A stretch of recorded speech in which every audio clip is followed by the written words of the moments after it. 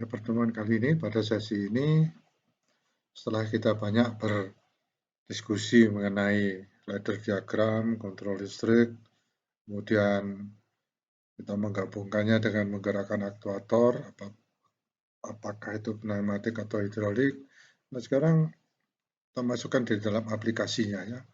Meskipun aplikasinya sederhana ya, jadi contohnya sederhana, ya, tetapi dapat diimplementasikan ya. Jadi terlihat kira-kira kalau itu menjadi suatu kontrol yang nyata di dalam industri. Ya, dalam contoh mesin industri ini ya, yang saya ambil adalah sebuah ladder diagram, ya diagram listrik itu untuk mengendalikan mesin blow molding. Ya, mesin blow molding itu sebenarnya mesin plastik ya, mesin plastik untuk membuat botol, ya, blow molding. Ya. Nanti akan kita lihat bagaimana bentuk produknya, botolnya, kemudian kita akan melihat sebagian dari mesinnya, ya, bagaimana cetakan itu dibuat, artinya bagaimana cetakan itu dipasang pada sebuah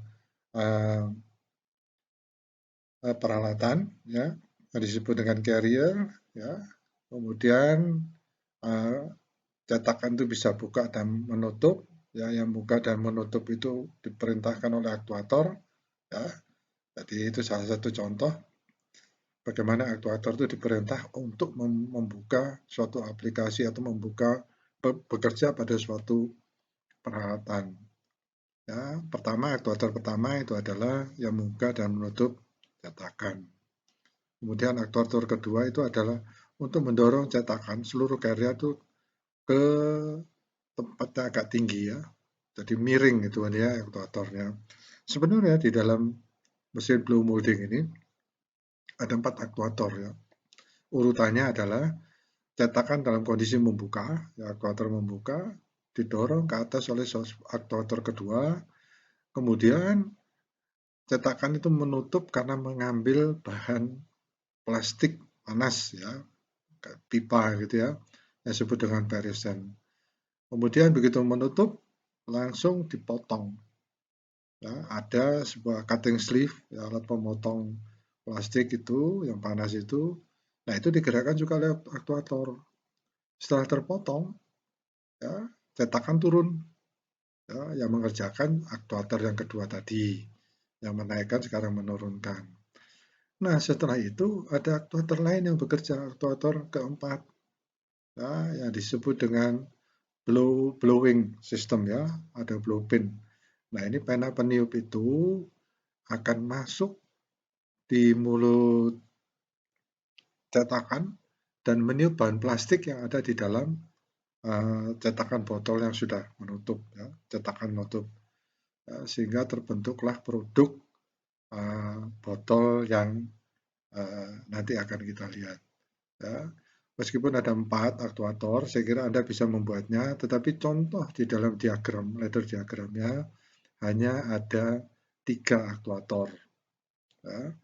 Nah, nanti itu bisa dikembangkan, ya, bisa dikembangkan 3, 4, 5 dan sebagainya, terserah bagaimana Anda mendesain mesin industri Anda. Ya, kebetulan di mesin blow molding ini ada 4 aktuator, ya, dan cara kerjanya itu seperti contoh pada 3 aktuator, ya. Cuman kalau Anda mau bikin 4 aktuator, tambah lagi 1 aktuator, ya. Itu. Jadi nanti akan dilihat produknya bagaimana, terus secara sepintas bagaimana pergerakan dari cetakan di dalam memproses sebuah produk botol.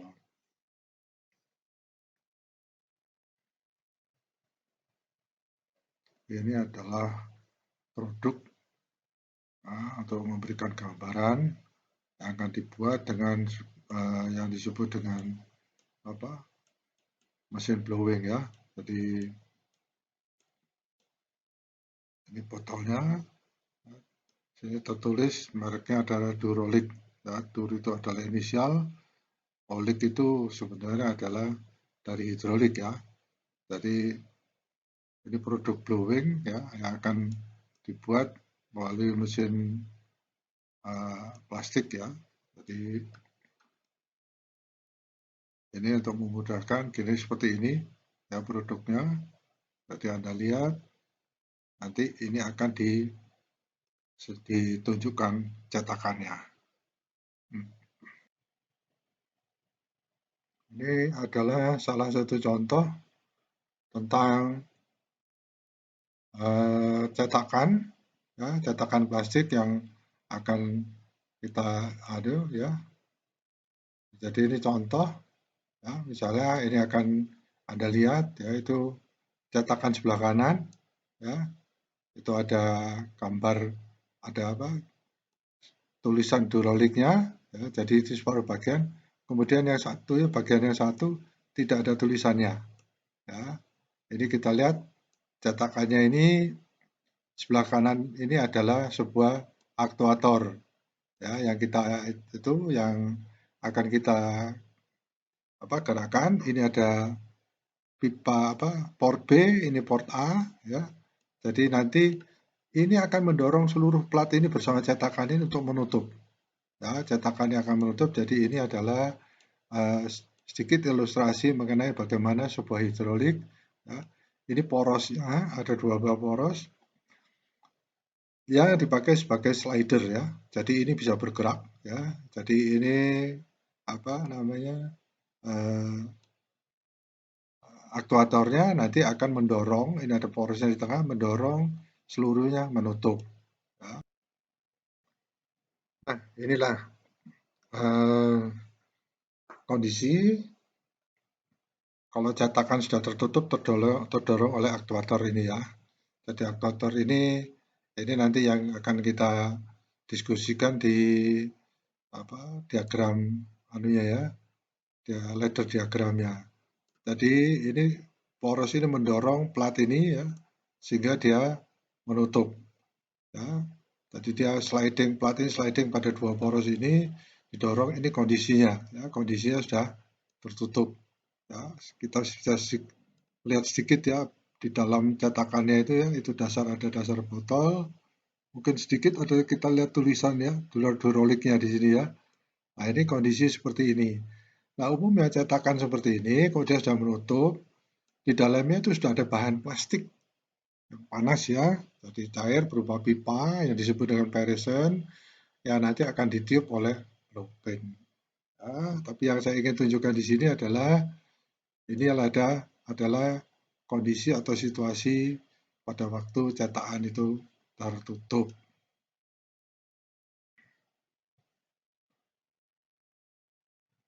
Ini adalah cetakan dalam posisi membuka yang sudah didudukkan pada sebuah carrier. Ya, ini akan ya akan mengantar cetakan ini dalam posisi terbuka, kemudian dia akan naik, ya, jadi didorong oleh aktuator ini. Ya. Jadi kita lihat di sini ada limit switch, ini ada limit switch, kemudian ini ada limit switch. Semua berhubungan dengan kalau cetakan ini terbuka atau tertutup, ya, di mana limit switch ini kita kenal dalam diagram ladder diagram listriknya yang dipakai untuk menghidupkan atau untuk pergerakan selanjutnya. Ya. Ini yang ingin saya peragakan adalah adanya 2 buah aktuator. Ya. Ini adalah aktuator untuk buka tutup. Ya. Jadi ini cetakannya, kita lihat dari cetakannya terlihat tulisan duroliknya di sini. Ya, sedangkan bagian satu tidak terlihat. Nah kita lihat di sini bahwa ini sudah akan mendorong, ya, ini akan dipakai untuk mendorong carrier ini ke atas. Ini sekarang posisi di atas, ya. Kemudian cetakannya siap untuk mengambil peresin atau plastik yang berbentuk pipa yang masih panas, ya, yang akan dicetak menurut bentuk botol ini. Setelah tadi kita melihat ya carrier yang didorong ke atas dalam kondisi cetakan dibuka, sekarang carrier setelah cetakan ditutup mengambil bahan plastik di sini ya. Ini cuma ilustrasi aja. Setelah tertutup kemudian dia langsung turun ke bawah lagi. Ini diindikasikan dengan masuknya aktuator ini ya. Aktuator sehingga seluruh carrier ini dibawa turun. Ya. Sedangkan ini kita lihat aktuator ini memerintahkan untuk cetakan ditutup. Ya. Ini sebagai ilustrasi ya, bagaimana kita mengaktifkan aktuator tersebut berdasarkan gerakan dari peralatan yang kita inginkan. Dalam hal ini adalah yang disebut dengan mesin blow molding ya, blow molding plastik ini kita lihat ini ada relay ya. Tadi kalau pada saat terbuka relay ini ditekan oleh plat cetakan ini. Nah, sekarang begitu ditutup, yang ditekan adalah yang sebelah sini ya. Yang sebelah kiri ini untuk memerintahkan kita tidak tahu aktuator yang mana ya. Sedangkan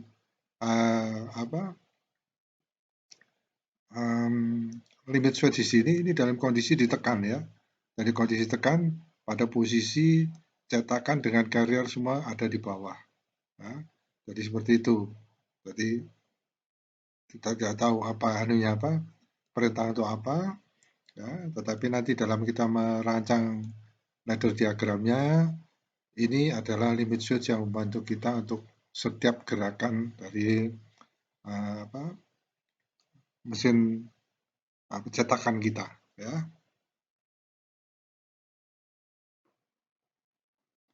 Setelah kita diskusikan mengenai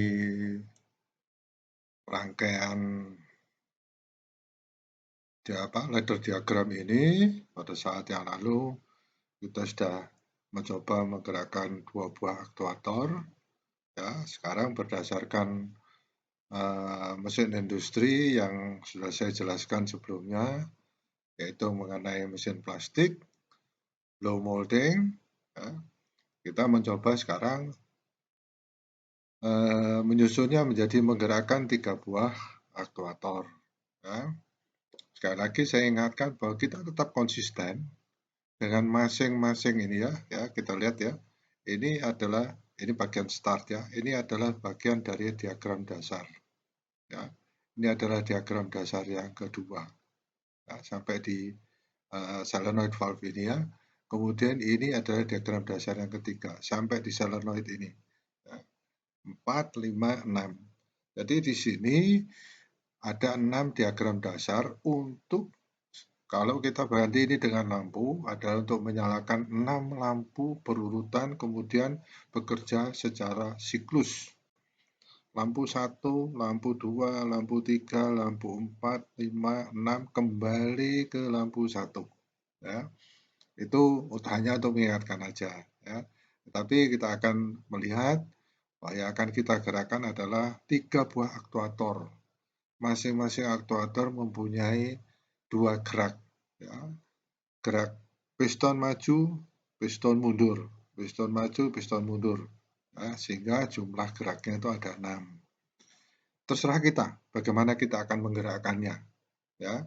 Tetapi sesuai dengan intro saya tadi mengenai gerakan mesin plastik ya, blow molding ya, untuk memproduksi botol ya. Kita lihat bahwa gerakan yang kita akan pilih adalah aktuator pertama maju, aktuator pertama maju ya. Kemudian setelah menghitung timer menghitung, aktuator yang kedua maju. Jadi kondisinya sekarang adalah aktuator 1 keluar, aktuator 2 keluar. Kemudian setelah timer menghitung, kemudian aktuator 3 yang keluar. Ya, jadi ini urutannya.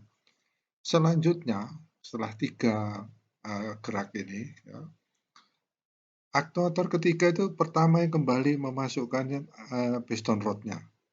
Ya. Setelah sekian detik kita sesuaikan set di timernya. Kemudian aktor yang kedua kembali pada posisi awalnya. Ya. Jadi kembali yang terakhir adalah posisi dari aktuator pertama yang tadi keluar dia masuk. Demikian berulang-ulang, ya, karena ini adalah suatu siklus, ya, untuk mesin produksi. Ya. Kalau pada saat yang lalu, pada waktu kita berdiskusi tentang 2 aktuator, ya, saya sebutkan bahwa kalau nanti 3 aktuator itu adalah tugas Anda. Ya. Saya kira Anda bisa mencoba untuk 3 aktuator dan sekarang kita konfirmasi. Kalau 3 sudah bisa, 2 sudah bisa, 3 sudah bisa, keempat pun bisa, ya, asal kita tahu dasarnya. Jadi ini sangat mudah, ya. Artinya sangat mudah itu adalah kita hanya tinggal menambahkan, ya, masing-masing diagram dasar. Ya, tadi sudah saya sebutkan. Lampu pertama ini ya kita ganti dengan solenoid valve. Lampu kedua ini solenoid yang kita pekerjakan, ya, akan kita aktifkan yang ada di dalam sistem pneumatik maupun hidrolik ini ya. Jadi saya naikkan sedikit, Anda lihat bahwa ini adalah sistem pneumatik ya. Ini ada kompresornya di bawahnya, bisa diganti menjadi suatu sistem hidrolik tergantung apa yang kita inginkan ya. Nah, ini untuk mudahkan saya supaya terlihat semua. Nah, sekarang kita mencoba menjalankan ya, apakah konsisten dengan apa yang kita inginkan. Begitu listrik kita nyalakan, kita lihat ada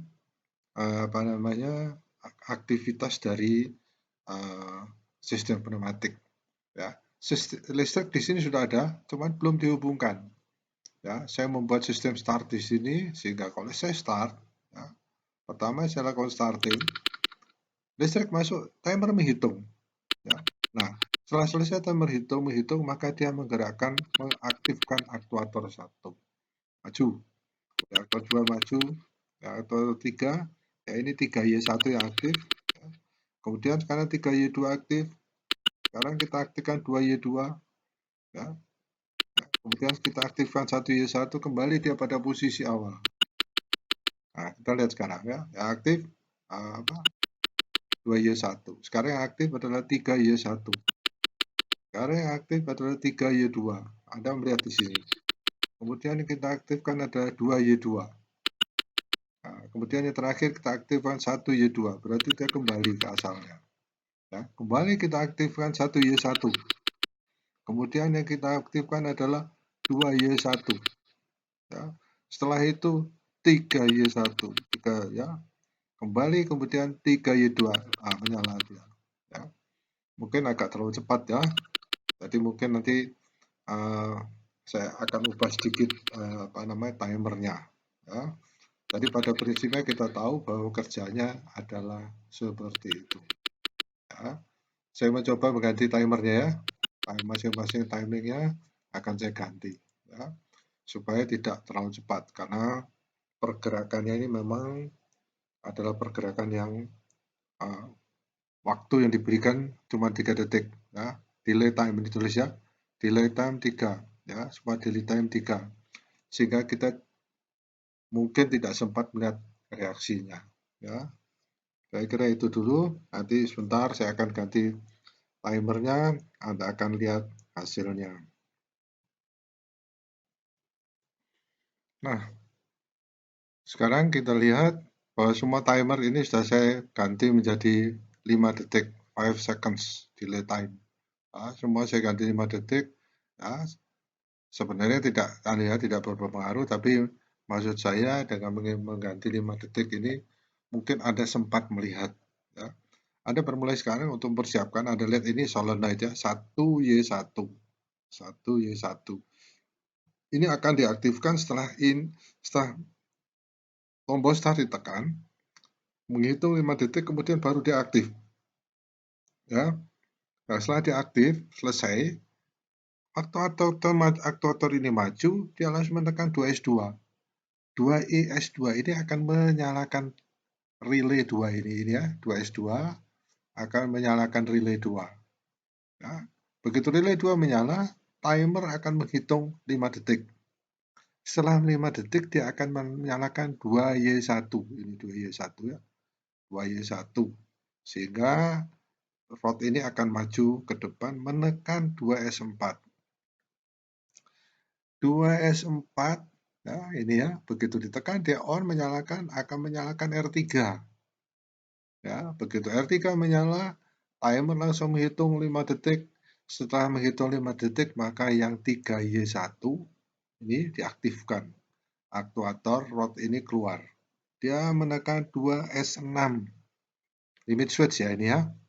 2S6. Begitu ditekan, dia menutup, R4 menyala.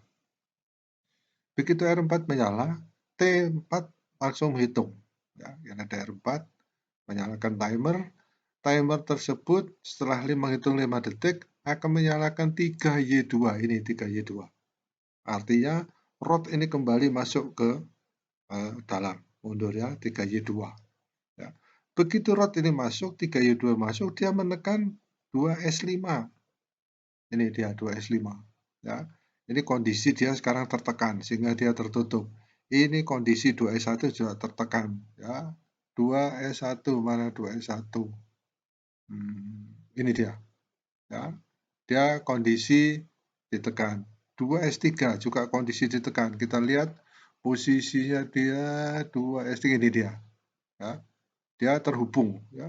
Ini sangat mewakili kita lihat ya. Pada kondisi dia belum dinyalakan, kita lihat semua posisinya sesuai. Ya. Ini sebenarnya normally open, tapi karena ditekan, dia menjadi terhubung. Ya. Setelah 2Y2, rod ini masuk, dia menekan 2S3. 2S3. Sehingga R6 menyala, T6 menghitung, kemudian mengaktifkan 1Y2. 1Y2. Kembalilah rod ini masuk ke dalam. Begitu masuk ke dalam, 2S1 tertekan. 2S1 tertekan, dia menyalakan R1. Ya, demikian seterusnya. Oke, mari kita mencoba jalannya. Ya, saya tekan start ini ya. Ini ada start, ini ada stop. Ya, artinya semua akan terhenti ya, kalau saya tekan stopnya. Ya. Jadi ini mendekati sempurna, tetapi emergency stop belum ada ya. Nanti kita diskusikan mengenai emergency stop. Start, menghitung 5 detik. Ini akan siap. Nah, masukkan. Menghitung 5 detik. Ini akan siap. 2Y1. Selesai. Menghitung 5 detik karena R3 menyala. Menyiapkan 3Y1. Masuk. Ya. Menghitung 5 detik. 3Y2 siap-siap. 3Y2 akan memasukkan. Menghitung lagi 5 detik. 2Y2 siap-siap. Dia akan masuk. Menghitung lagi 5 detik. Ya. 1Y2 siap-siap masuk. Sekarang dia menghitung lagi 5 detik, 1Y1 masuk. Ya. Saya akan menunjukkan satu siklus lagi, atau saya persita satu siklus lagi, sehingga saya berharap bahwa Anda bisa melihat satu persatu kembali mengenai ini ya. Nah, tolong perhatikan ini, bahwa ini akan setiap diagram dasar ini akan bekerja berurutan. Ya. Nah, ini kita perhatikan ini ya, diagram dasarnya. Ini karena kebetulan ada yang kembali, ya, dia tidak mati. Ya. Nih diagram dasar 1, diagram dasar 2, oke, diagram dasar 3. Ya. Kemudian diagram dasar 4. Ya, Anda lihat bentuknya sama. Ya. Kemudian diagram dasar 5. Nah, dari sini kita akan melihat kalau misalnya ada terjadi trouble, ya, atau seluruh siklus itu berhenti, gitu ya. Dari diagram ini kita akan memikir mana ya yang menyebabkan. Nah, kita harus perhatikan, gitu ya. Jadi nanti akan saya lanjutkan bagaimana kita melakukan suatu troubleshooting. Ya, misalnya tahu-tahu aktuator ini berhenti, ya, atau siklus ini berhenti, kita harus perhatikan yang berhenti itu di mana penyebabnya. Aktuator 1, aktuator 2, aktuator 3. Ya, nah, itu caranya kita melakukan tracing kerusakan. Ya, tracing untuk apa yang menyebabkan dia macet. Ya. Oke, saya kira itu. Jadi nanti sebetulnya saya ingin menaikkan lagi menjadi 10 detik, tapi itu Saya kira ini cukup ya, Anda cukup bisa melihatnya ya. Baik, saya kira untuk rangkaian ini dengan menambah timer sudah mencukupi Anda melihat cara kerjanya.